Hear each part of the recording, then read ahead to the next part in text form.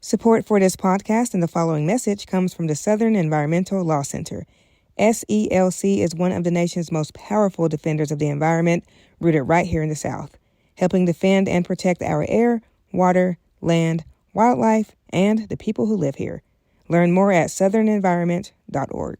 Ain't gonna let nobody turn me around, turn me around, turn me around. Ain't gonna let nobody turn me around. I'm gonna keep on walking, keep on talking, marching on the freedom land.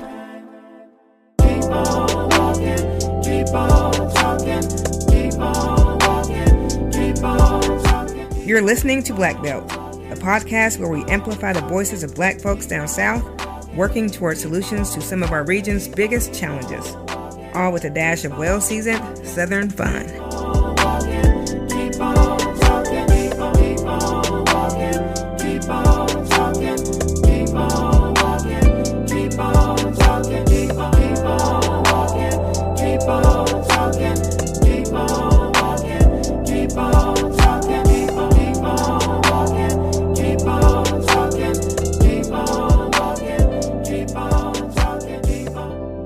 Hey there, it's Adina White with Black Belt.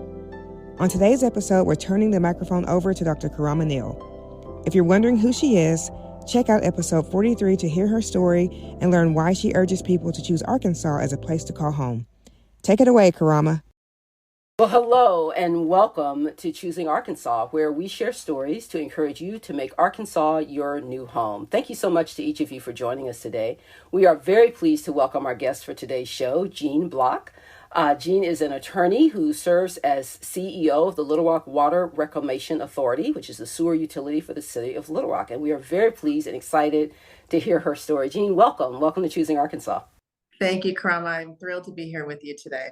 Thanks so much for being willing to share your story, and we're excited to hear it. And I'd love to maybe just start where it started.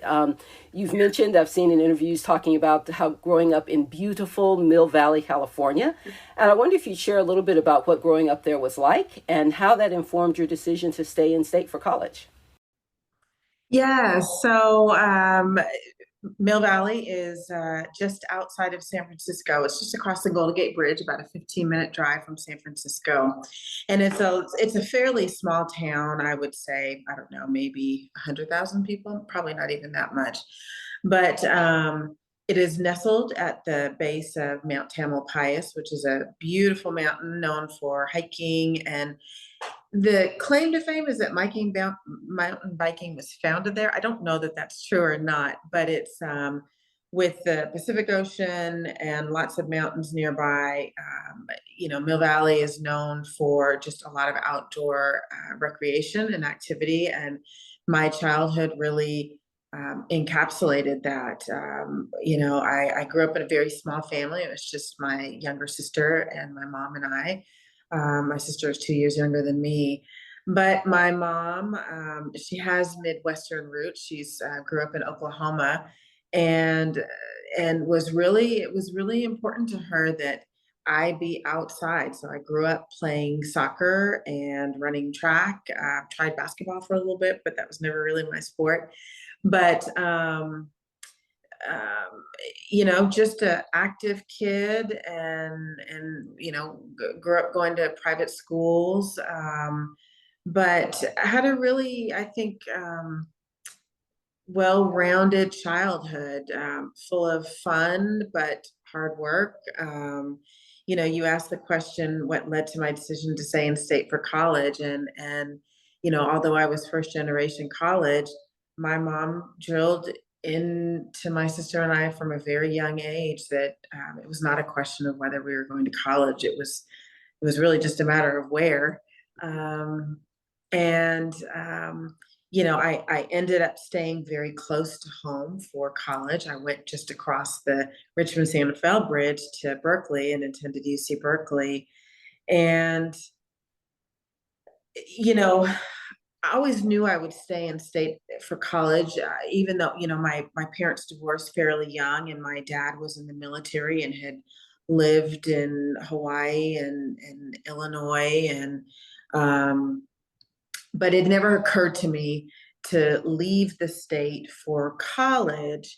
And so when all the schools that I applied to were fairly close to home, and it came down to UC Berkeley and St. Mary's in Moraga, which was just 20 minutes away from Cal. And for me, as I was debating the two schools, it came down to, do you want a small private school? And I had attended small private schools through, the 12th grade, or did I want a completely different experience, from I don't even know how many students St. Mary's had, but I knew Cal had 30,000. So I knew I had a choice of two extremes, and I opted to go with the big city, or little city, big school, and no regrets with that decision at all. It was a great experience at Cal. It challenged me for sure. I can imagine. That's Cal Berkeley has such a in my mind, very positive reputation. I guess it depends on what one's perspective is. So I imagine that would have been pretty cool to go to school Yeah. there. When you left though, and as you after you graduated and you went to go to law school, you did choose to go out of state. And I wonder if you went to Kansas. And so I wonder if you could talk about that choice and that Yeah. transition, right? That's a big transition. It's not like, I don't know, you went to Oregon or someplace, Yes. also kind of nearby. Talk to us about that Yes. transition and that choice. Absolutely. So I was a sociology major at Cal, and around my junior year, I realized most people who are interested in sociology will pursue a PhD and then write or teach. And none of those appealed to me. Getting a PhD, writing or teaching. So I was like, okay, what are my other options? And a close family friend who I respected greatly, who had also gone to Cal, said, "Jean, have you thought about a law degree? It's a versatile degree." And the skies may well have opened at that moment, because I didn't know lawyers and I didn't know what a law degree could do, but this idea of having a degree that was versatile and I could do different things with really resonated with my 19-year-old, 20-year-old brain. And so then when it came time to apply to law schools, my dad at that point had retired. He was from Kansas originally. He'd grown up in Wichita, Kansas, and had retired from the military after 25 years to Topeka, Kansas, which is about 30 minutes from Lawrence, Kansas, where the University of Kansas is. So when he learned that I was going to apply to law school, he begged me to apply to KU, and he drove to the law school and got an application. This is the mid 90s, so you couldn't download it from the internet at that Yeah. point. And I thought, well, Dad really wants me to be there. Um, at the time, the rule of thumb for at least law schools was, you have three dream schools, three realistic schools, and three backup schools. I will say that University of Kansas was not my dream school. I'll just leave it at that. I was hoping to stay at Cal, go to Bolt or Stanford, but they had other thoughts. And the University of Kansas was the first school that I heard from. And they flew me out. And I spent 2 days touring Lawrence, which is much like Fayetteville, Arkansas. It's a great college town. In the mid 90s, it was known to have a tremendous live music scene. Everybody from the Roots to Lauryn Hill, would go through there. And as I finished my visit, I was flying back to the Bay Area, I called my best friend and I said, "This is where I'm going." And yes, the second part of your question was about a transition, and it was a transition.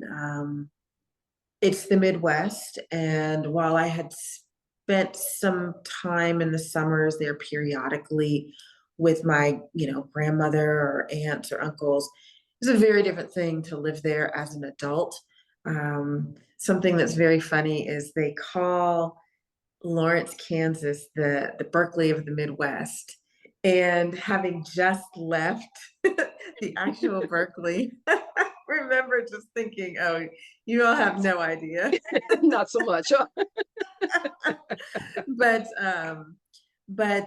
it turned out to be the best decision for me for many reasons. that we might touch on. But I never had any regrets about that decision. Yeah. It's really, it's excellent to hear as you're thinking, as you talk about that. I think about, one, you're thinking about the law degree itself, right? And how versatile that is. And, my father's an attorney. He practiced law and served as on the court for some time. And so I sort of had, and really until I moved back home to Arkansas, I had, frankly, a bit of a more narrow understanding of what one does with a law degree because I saw what my dad did and most of the people I knew who were more like him and they practiced law and they maybe they were judges or something but it was in that sort of realm. And after I moved back home, and again it was maybe similar to kind of how you're talking about like you visited Kansas, but it's one thing to visit as a child, it's another thing to live there as a grown up, as an adult, right, who's making these decisions. And so similarly, like I'd grown up in Arkansas and I'd seen what my dad did, seen what his colleagues and stuff had done. But then when I came back on my own as an adult and I'm making my own friends Yeah. and I'm engaging in my own work and it's like, wow, this law degree thing really is really, really versatile. Like it's a real Yes. utilitarian degree. You can do so much with it. Um, Yes.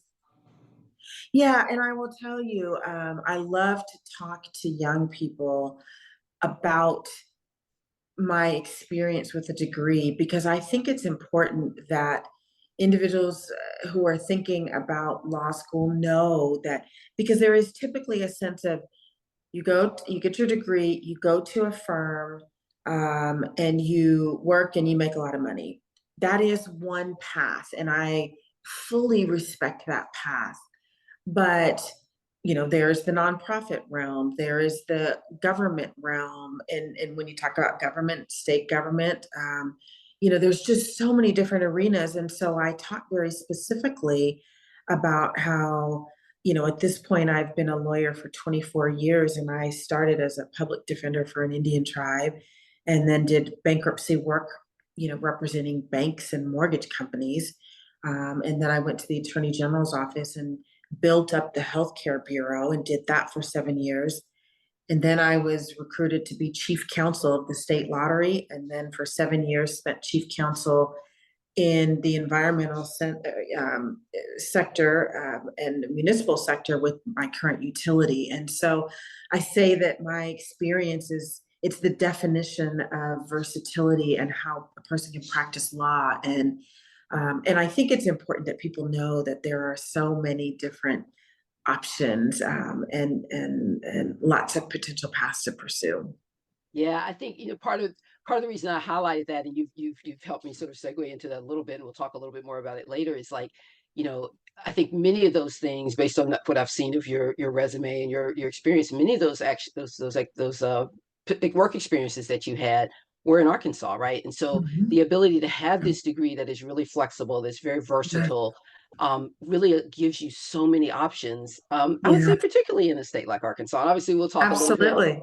a little bit more about that as we go forward. So Yeah. thank you for sharing that. The other thing that I think was really compelling as I think about, the kinds of stories that we're sharing on Choosing Arkansas is that your dad was from that state, right? And it was a place where you had visited as a child and Mhm. there was some level Yeah. of familiarity. I wonder if you could share a little bit more about that.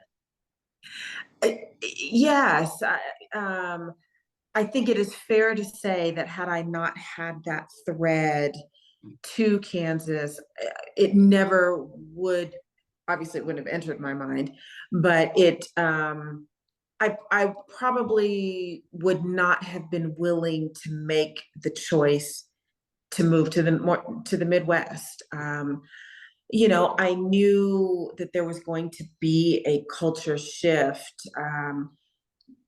And it wasn't an earth-shattering culture shift, but it definitely took some adjusting. Mhm. Um, and so I don't know if that answers the question. No, it does. Yeah, no, absolutely. I think part of that is sort of, being willing when you have that kind of a thread, right? That Yes, might allow one to say, like, okay, I'm not quite sure what I'm getting into, or I'm not sure what yes, this adjustment's going to look like, but I'm yes. willing to take that step, right? In a way that if it's completely new, might be a little bit more challenging to do. Not impossible, right? People do it all the That's time, right.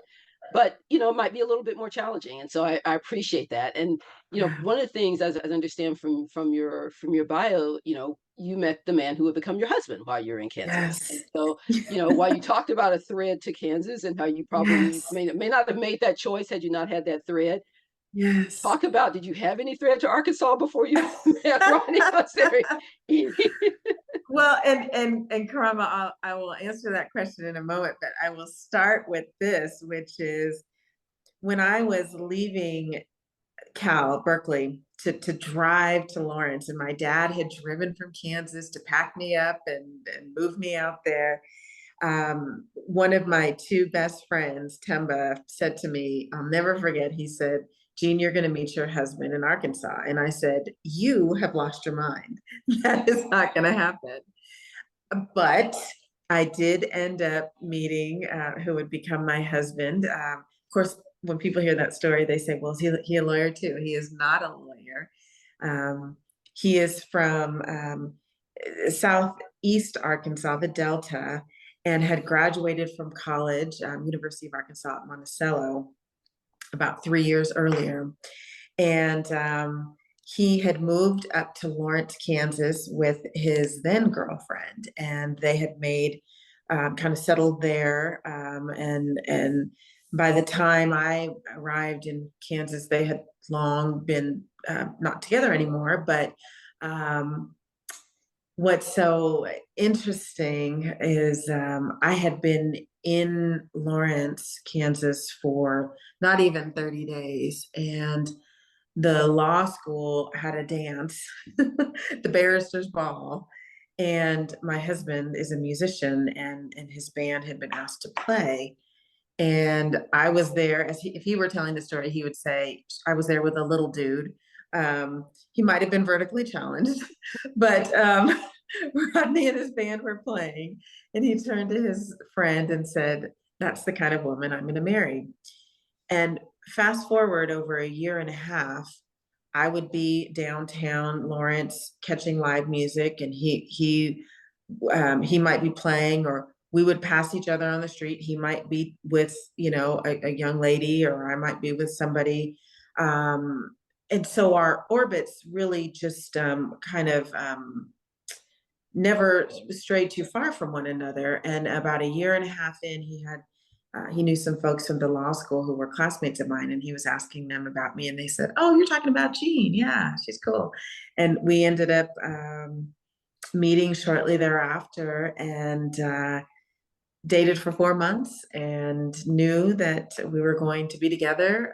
I was actually on the verge of moving to DC and finishing my final year of law school in DC, because I had planned to work on the Hill or somewhere. But I was 1.5 feet out the door, and just that short period of time of dating, and knowing, both of us knowing that this we wanted to not be apart and not try to have a long distance relationship. And so yes, he then became my thread to Arkansas, and no surprise, not a spoiler alert, the reason why I came to Arkansas in It's the a first really place. beautiful story. That's a really lovely story. Of course, I know both of you and Uh-huh. really enjoy his music, and of course, really enjoy you. And I didn't know Yeah. that story before. It's really nice. Thank you so much for Yeah. sharing that. I want to, like, so I should say, full disclosure, this, I'll share this with the audience as well. My husband is not from Arkansas, and Arkansas was not at all. I don't think it would be unfair to say. I think if he was here, he would say, yeah, that's right. It was not at all on his radar before we started dating and courting and stuff. And so I wonder if you could talk about any impressions, if you had any. I think, like, for my husband, for Quajo, I don't think he really had any impressions, because it just was so not even in his realm of thinking, Mm, that he didn't even have any impressions of Arkansas. But I wonder if you have, if there mm. were impressions that you had, or impressions that you gained as you got to know Rodney and maybe others from Arkansas before you moved here. I would say short answer is no. I did not have any um Arkansas. It was never on my radar. Yep, Kind of understood. like, Terzic stands not on my radar. Arkansas had never been on Mhm. my radar. And but over the course of us dating and then of course after we were married, we would make trips here um, 2 or 3 times a year, and it was very eye-opening for me to see um what life looked like in the late 90s, early 2000s for a small Delta town that was itself going through transition. When Rodney was growing up, I think the population of Dumas, his hometown, was maybe 8 or 9 thousand people. But fast forward to the late 90s, early 2000s, it was shrinking rapidly. And I think now it's maybe 4,000. I and and it didn't take me long at all to really I, I'm gonna detour for a moment. I have learned I have after being here for 20 plus years, maybe 21 years, I've come to see, I think there are two Arkansas. I live in central Arkansas, Little Rock, capital city, a city of, we just hit 200,000 people. And and if you look at Little Rock and the surrounding areas, the 5 surrounding counties, the experience of living in Arkansas is vastly different than if you're living in in pretty much any other corner of the state except for Northwest Arkansas, which is the fastest growing part of the state.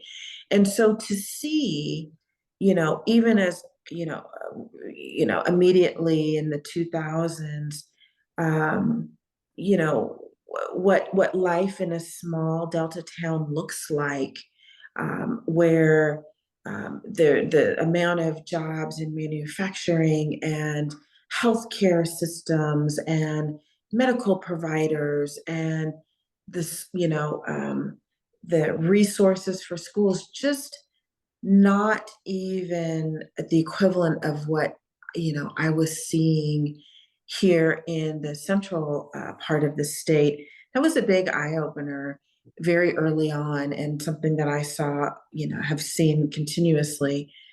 The other thing that was an eye opener for me, and I remember Ronnie and I had probably been married for 3 or 4 years, and I remember him telling me about growing up and how he was not able to swim in the community center pool in Dumas.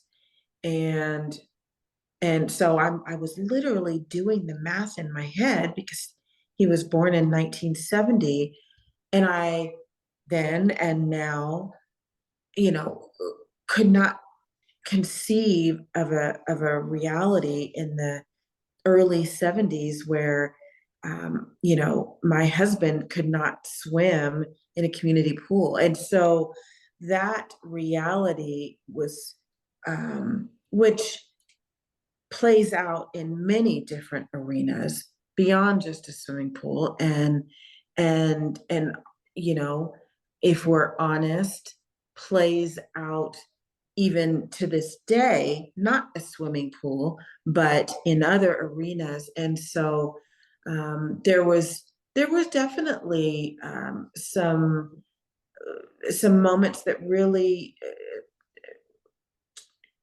took me off guard. Like I can't even barely verbalize it now. And but yes, that there were some really interesting transitions that I had to really experience as I learned this new place that I was living in. I appreciate you sharing that, Jean, because I think part of, and honestly, I think in a lot of ways you all should be commended, because I think it is it is very easy to go and live sort of in one place, especially if it's, the kind of the Mm-hmm. big city or the relatively big city, right? Um, Mm-hmm. and not experience the rest of the state, not have a sense of what the rest of the state looks like. My dad is from a small town in the Delta, right? My Mm-hmm. mom is from a smaller town in South Arkansas, right? And so growing up, although I've in Arkansas, I've only lived in Little Rock.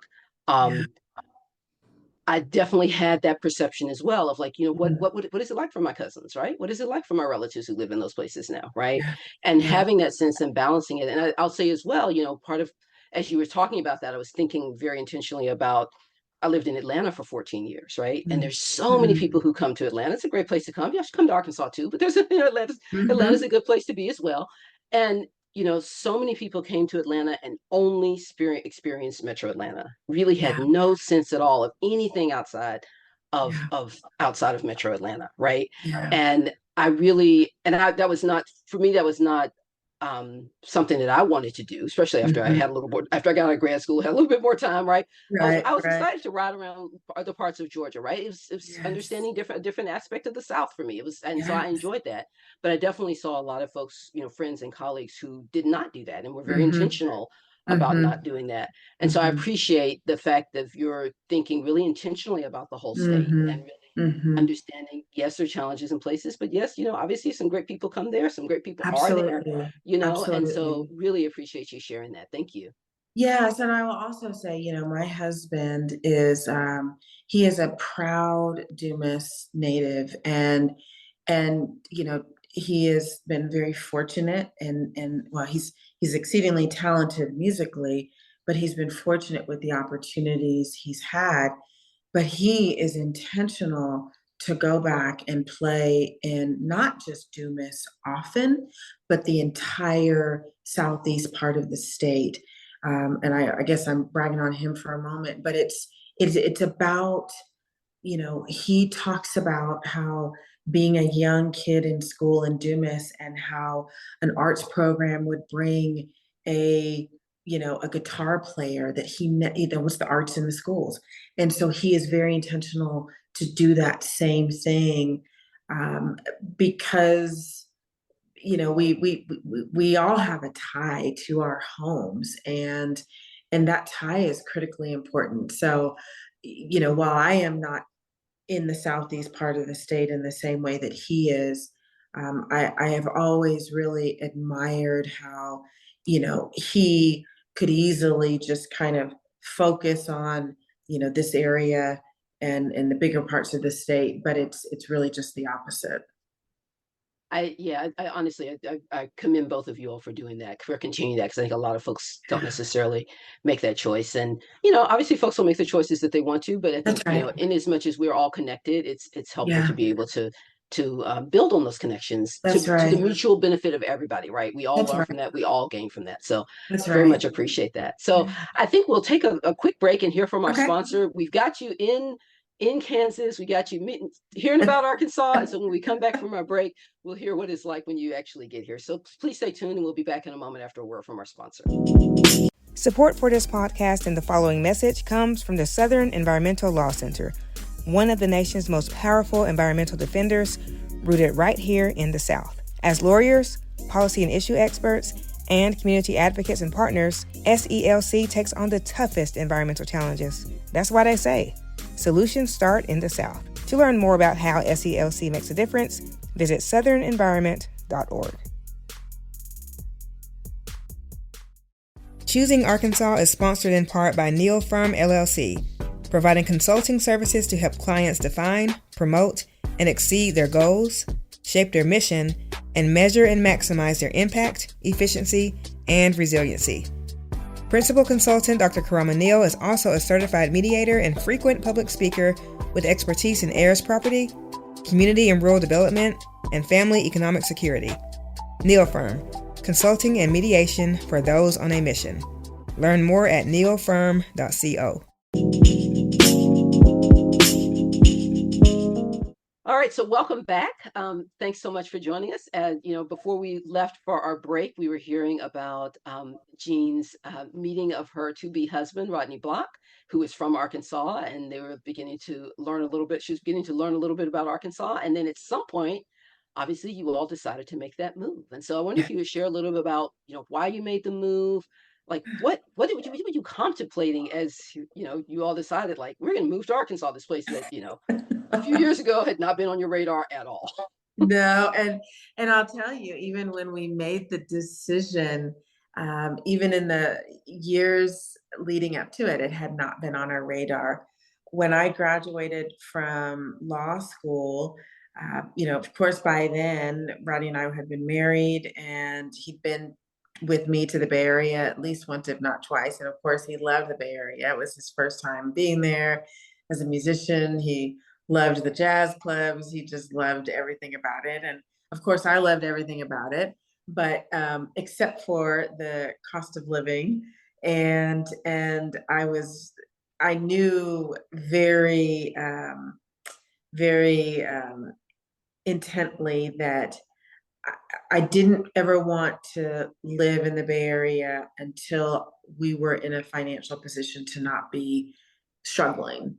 And I only say struggling because the cost of living is so high that unless one is living 2 hours away and commuting to San Francisco or that area, or working 80 hours a week, it just was never a quality of life that I wanted to have for myself. And Rodney was on the same page. And so we ended up moving to New Mexico, which was heading west, right? Moving in that direction. Stayed there for 2 years in the Albuquerque, New Mexico area. Never felt like home for either of us. And at around the 2 year mark, when we were making the decision where we were going to go next, and both being honest with each other that we were not in a financial position that where we would not have to not struggle. Rodney's parents were having some health issues, and so that was the impetus for us to move to Arkansas. And Rodney is one of 6 kids, and he is exceedingly close with his siblings and his parents. Very warm, tight-knit family. And so once the decision was made, I would say almost as soon as we made the decision that we were going to move to Arkansas, we made the decision we were not going to live in Dumas. At that point, I had practiced law for 2 years. Rodney had continued his music, having a band, even in New Mexico, but he also had a full-time job working as a recruiter for UNM, University of New Mexico. He'd always kind of done something in sales. And so we knew that Dumas was not going to be a fertile ground for either of us from a professional standpoint. And not to say at all that we wouldn't have been able to get jobs and do work, but we wanted to be in one of the larger areas of the state, and have more opportunities. And so we actually didn't live in Little Rock originally. We lived in a suburb of Little Rock about 30 minutes away, Conway, Arkansas. And another college town. You kind of see a thing. We like college towns. And so that's the story that got us to Arkansas. Yeah. It's interesting. I think, for some, I had in some ways a similar story that, my husband and I were living in Atlanta, and I I knew always that it's not always, but I had known for a very long time that at some point I wanted to move back to Arkansas. I remember Mm. being very clear, being out with my husband one day, we were working in the yard, and he said, Karama, I know we're going to live in Arkansas one day. It'll be fine. We can do that. I'm feeling like Mm. this huge relief that I didn't know that I Yeah, had. But yeah. the impetus and the timing was really based on my mom's illness. And I think Mm. part of what I like about the way in which you've talked about that story just now, right, is that you recognize there's a reason to be nearby and to be Mm. close. But Mhm. that does not necessarily have to look exactly like it looked for him when he was in high school, for example, right? Which That's might have right. meant living in Dumas, right? That's And I think right. for so many folks, like, they think about Arkansas and they think about, like, oh, this is where I grew up and this is the only option. And it's not, Mhm. right? There's so many other Mhm. kinds of places that would Yeah, allow you to maybe maintain that familial relationship or that's maintain the right. professional goals that you have, still be in the state, still be nearby, but That's right. do some of the other kinds of things you want. So I appreciate you That's sharing that. No, that's right. And I, I appreciate it that it never was a really a question. And I had never thought about it until this conversation right now. Mhm. That was never a conversation or a question that Rodney, posed to me. And it might have been because he knew I'm a big city girl, and that might have been too big of an ask. But in any event, we were on the same page, so that was good. Yeah, that's excellent. So y'all, you got here, you got settled in Conway, and Yes, then later in Little Rock area. And so, yes, can you talk a lot about like what you learned? Like, what was surprising? What did you find as you were beginning to settle in, both then and yeah, now, as you, I think you said, 20+ years on? What does that yes. look like for you? How's this work for you? Yeah, I will tell you something that was very surprising to me that I saw very early on was well, first of all, people are very friendly. It's a beautiful thing. I had never experienced the warmth and friendliness, the natural friendliness of people in the South, in the Southern culture. And that was really very refreshing.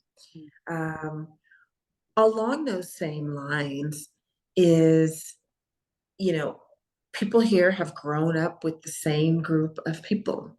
And whether it was, in school and then going to the same camps and then often going off to college together, and just I noticed a lot of um, cliques, and I don't say cliques in it with a negative connotation, but it was a very tight knit um, groups of communities, Yeah. Black folks, white folks, no matter what the age was, and that for probably my first 3 or 4 years was a really interesting dynamic to see. And not that I was ever trying to um, you know you know kind of infiltrate, but it is just a reality of this of this state. And I can distinctly remember, I've always been one that has just a very tiny group of friends. Um, and I can distinctly remember telling Rodney around year like 3, like, I don't have one friend. And it wasn't even a woe is me, poor me, but it was like, wow. Yeah. I wonder. I was a little surprised at that. And it's amazing how things end up happening. But within probably a year and a half of that, us having that conversation, I met 2 women, one of whom was a transplant like me, Mhm. um, who, and then another woman who I worked with, not a transplant, who would become dear, dear friends. And so that was a really interesting experience on the personal side, but it also translated on the professional side. Um, I didn't go to law school here. And so I didn't have the benefit of having a class of 100, you know, friends who could tell me about the latest opening over here, or, posting over here. And um, when we moved here from the Albuquerque area, we had our house hadn't sold in New Mexico. We had just bought a house in Conway, and Karama, I ended up working at a water bottling plant off of Asher, Mhm. um, because I needed a job. I was studying for the bar exam. I obviously, because I had only practiced for 2 years in New Mexico, I wasn't able to waive in through reciprocity into Arkansas. So I had to take the bar exam again. But, I needed a job. And, Yeah. there's not too much pride when you have 2 house notes. And, Rodney was working in sales at the radio station. Um, but it was a bit of a head trip to see how hard it was, even from a professional standpoint, when I didn't know a soul, I didn't know anybody. Yeah. But I knew I wanted to practice law. I knew I was not going to work at a bottling plant. It was good for short term, but it wasn't the long term career. Yeah. Given my law degree, Mm-hmm. and so those were some of the, in those first 6, 8 months, and then a couple of years. Those were some of the really interesting challenges slash experiences that I navigated both on the professional side and the personal side. Jean, it's interesting. The word that you use, click, is actually the word that I've used. It's when I Mm-hmm. first came to Arkansas back home, right? I mean, Mm-hmm. I felt very similar in that regard. Obviously, I had family here, and so there was that network of people who couldn't not claim me, right? I mean, we can. I mean, I guess they could not claim me, but that would have been a little harder. Um, and so, but I actually felt similarly in a lot of ways. And I think it did, Mm-hmm. as you were talking about, I'm looking forward to hearing. I'm going to ask you next about sort of what that transition looked like and how, because Yes. clearly that's not where you are now, what that transition has looked like for you. But I think I felt the same way. And it's been interesting. I'm actually thinking now about sort of, what would it to think it'll be interesting to think intentionally about what that transition looked like.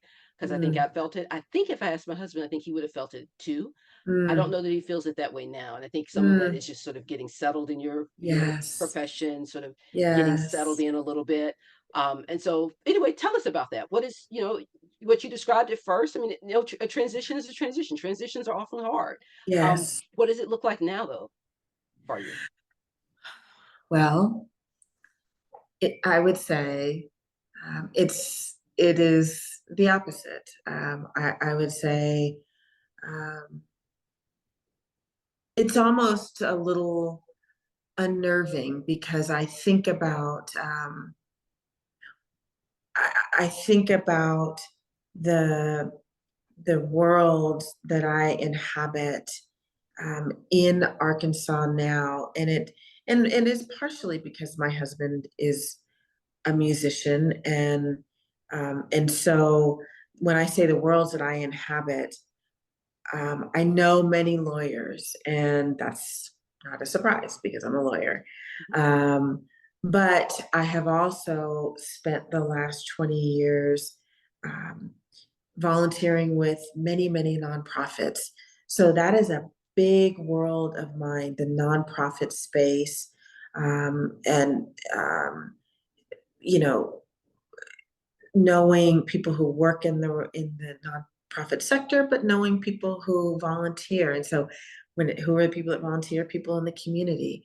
So knowing so many facets of the Little Rock community, men, women of varying ages, black and white, um, you know, uh, blue collar, white collar.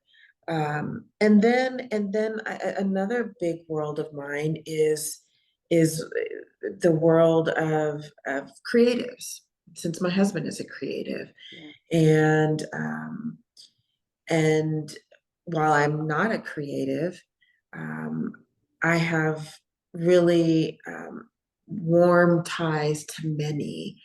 Um, which I think suppose would probably surprise a lot of people because, I am a lawyer, and I will say that I'm not quite, existing in a box, but I'm not the all-encompassing creative as I think about them.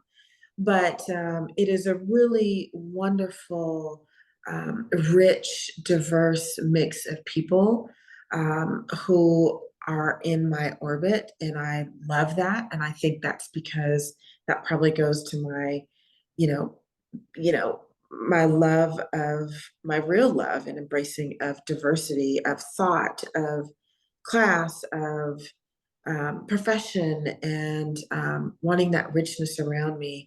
But also at the same time, from a personal sense, having a small group of women who I, deeply treasure as friends, and then another group of women who I deeply respect and have gotten to know and build relationship with over the last 5 or so years. And then on the professional side, and I'm sure we'll talk about this a little bit more, um, Arkansas, Central Arkansas has provided opportunities far beyond what I ever could have imagined. I will be the first to say, um, I have worked hard for at every place that I have been, but it was never anticipated by anybody that this woman from San Francisco Bay Area would be the CEO of a sewer utility, the largest sewer utility of the state of Arkansas. And I think it is only in a place like Arkansas where hard work and opportunity can blend to create heights that don't normally exist. I mean, we've talked a little bit about this. I feel the same way. I feel like, so many opportunities I've had, I never would have had, frankly, had Yeah, I stayed in Georgia. I just would not have, yeah, wouldn't have happened. yeah, And Arkansas, when I was growing up, when Rodney was growing up here, it was the land of yeah. opportunity, right? That was our state motto. And I It feel was. the natural state is good too, right? Because we do have a lot of really great outdoor stuff. It's It great to is see. beautiful here. It's a Yes. gorgeous place to be and a gorgeous place to be outside. Um, but I think sometimes that land of opportunity is lost. Like we forget that it really can be a land of opportunity, right? When you do Hmm. it, I really like how you said like the mixture of hard work and opportunity, like Hmm. is not trivial. Like Hmm. there's so much opportunity to do things, to make connections as a small state. I like to talk about Yes. small state advantage. Um, Yeah. and so I wonder, as you're saying, just talk a little bit more about how that has kind of manifested in your Yeah. life, if you would. Absolutely. I I joined the Attorney General's office in 2005, and the Attorney General at the time was Mike Beebe. And within a year, well, actually about 6 months, he ran and became governor. Mhm. And so a new Attorney General came in, Dustin McDaniel. Dustin was the youngest Attorney General, I think, across the country. I think he was like 35, 36, which was about my age. Um, and and he came in and was longtime friends with somebody who I worked very closely with at the AG's office. Again, another one of my contemporaries. And to this day, I don't know what my friend Brad said to then Attorney General McDaniel, but he must have said something because within 6 months I was asked to serve on what was a fairly prestigious group in the utility, which was the legislative committee, and it was 10 lawyers from across the utility that went over to the Capitol for the 5 months that the legislature was in session, and they, you know, uh, testified on legislation for and against, and they drafted legislation, and they met with legislators. It was a big deal, um, and that opportunity led to a bigger opportunity. And again, same legislative team, same attorney general. In 2009, Barack Obama had just had enacted the Affordable Care Act, and there were a number of people in the Arkansas legislature who basically wanted to say the Affordable Care Act was not going to be law in the state of Arkansas. We know that that's obviously not constitutionally allowed. And Dustin called me up to the 11th floor and said, Jean, we're going to oppose this legislation, and I'd like you to be at the end of the table to do it. And CNN will be there, and MSNBC will be there. It will be a big deal. I have full confidence in you, but if you don't want to do it, I respect that. And I went home and I talked to Rodney. I said, well, Rodney, he wouldn't have asked me to do that if he didn't think I could do it. Yep. So even though it scares the bejesus out of me, I'm going to do this. And sure enough, all those media outlets were there, and I was on the front page of the paper the next day. But in that room, Rodney was in the back of the room, just like kind of sending me some good Mhm. vibes and all that. but the room was packed, and that afternoon, at our afternoon legislative meeting, the guy who was our main lobbyist turned to Dustin and said, the question I kept getting was, who is that woman? Because you need to send her up to the table every time. I tell that story because that led to me 3 years later getting asked to leave the Attorney General's office and be chief counsel for the Arkansas Lottery. I didn't know how to be a chief counsel. I didn't know the first thing about the lottery, and how to be counsel for the lottery, but it was that same thing. Okay, well, the new executive director of the lottery is not going to ask me. Oh, what he said was, Gene, I was in that room when you testified, and I saw, and I need somebody who remains calm under pressure. And I think you're the right person for it. And so, so again, I stepped in and said yes to that opportunity. And then a few years later, at this point, Rodney and I were living in Little Rock. And one of the reasons we moved to Little Rock is I knew I wanted to serve on a border commission, kind of take my volunteer efforts a little bit further. And I took the then city manager, Bruce Moore, to lunch. I didn't know him, but only in a place like Little Rock, Arkansas, can you call the city manager and say, can I take you to lunch? I'm interested in serving on a border commission, but I don't know the first thing about these 10 different ones in it. And we went to lunch, and he said, Gene, I think you should consider the sanitary sewer committee for the wastewater utility. Everybody wants to be on the airport commission or be on the port commission, but the sewer utility is the most critical infrastructure that we have. Without it, there's not economic growth, there's not residential growth or city growth. I think that's the one you should serve on. And so I spent 4 years serving on that commission. While I was on that commission, the CEO said, Gene, would you come over here and be in-house counsel to us here at the utility? I ended up saying yes. And he said, Gene, I also think in 4 years when I retire, I could see you as CEO. Now, when he said that, he may as well have said, let's fly to Mars, because I never thought of myself as a CEO. I didn't know what a CEO did. But he ended up spending 7.5 years in the role, and I was right by his side as a senior leader in the organization.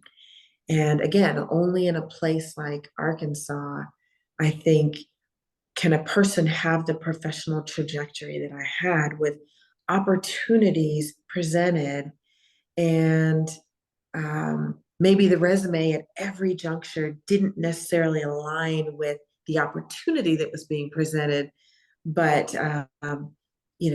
stepping into those opportunities has frankly led me to where I am today. It's a really, as you say that, thank you so much for sharing that, first of all, because I think it is, sometimes I think people will hear those kinds of stories and think, oh, this is something special. And not to say that you aren't special, but these kinds of stories, these kinds of like, oh, I talked to this person and this person saw this in me and they were able to give me Yes. this opportunity. Like, that is very common. I've certainly seen it in my life. I can name many Yes. other people who have seen in their life.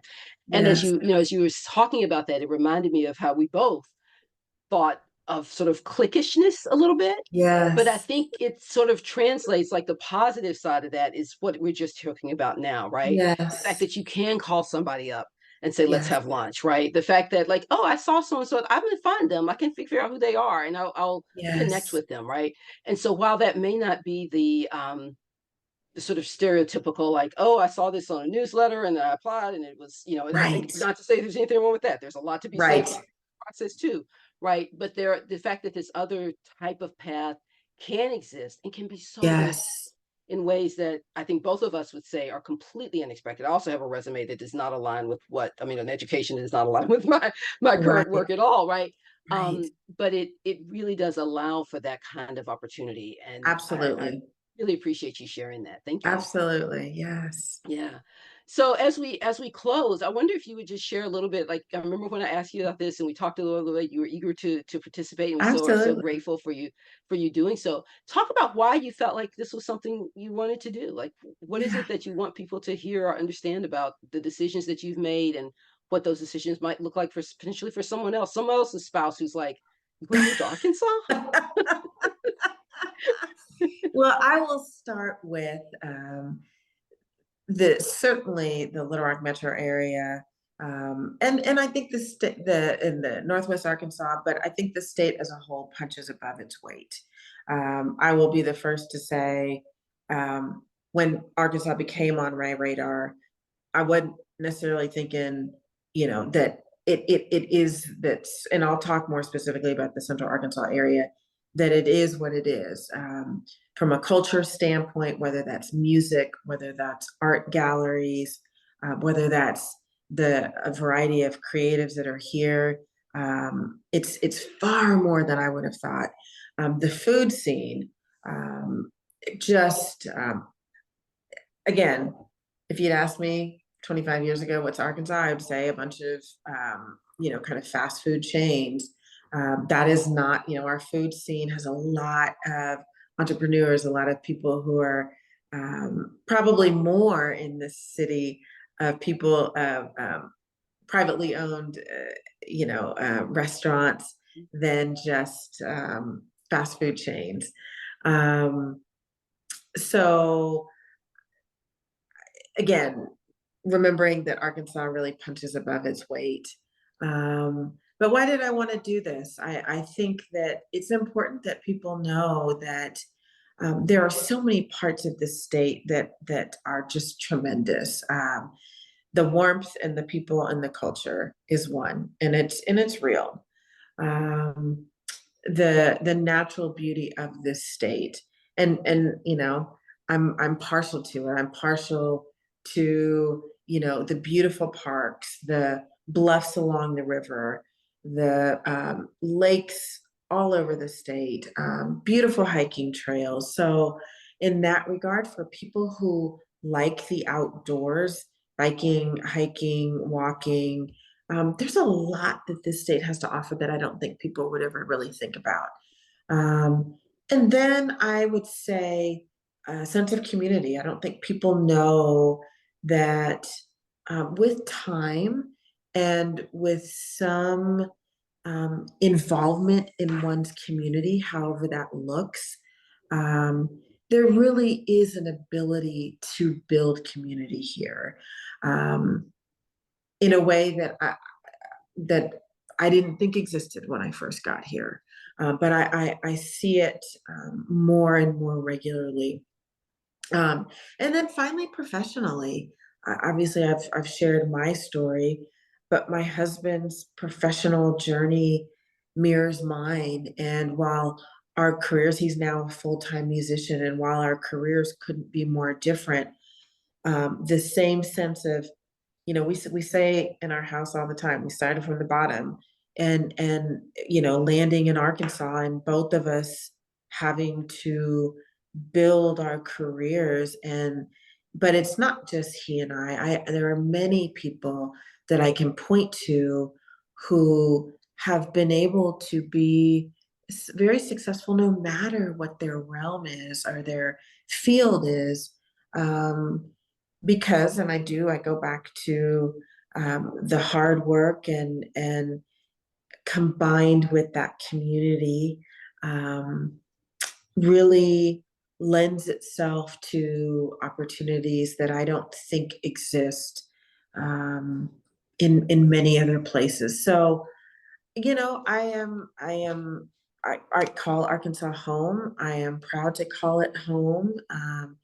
And I do think that if people gave Arkansas a chance, and didn't just kind of mentally strike through it when it's first mentioned, I think they'd be pleasantly surprised.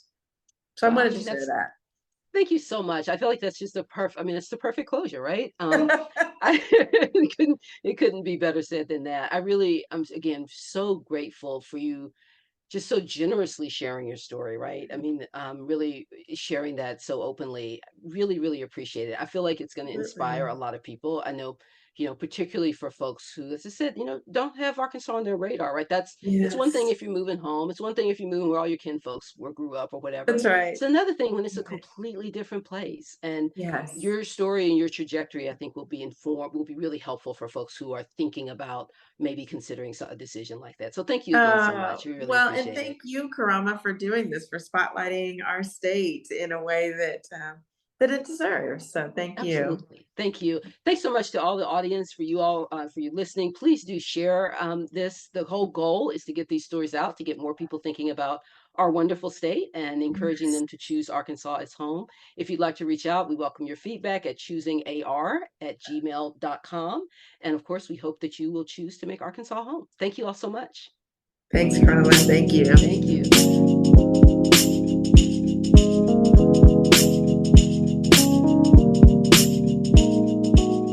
Thank you for listening.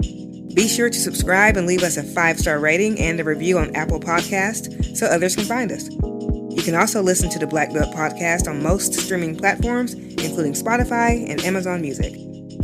This episode was produced and edited by Katrina Dupins and Prentice Dupins Jr., with theme music composed by Prentice Dupins Jr. I'm Adina White, executive producer and founder. Black Belt is a production of Black Belt Media. Connect with us on social media and at blackbeltvoices.com.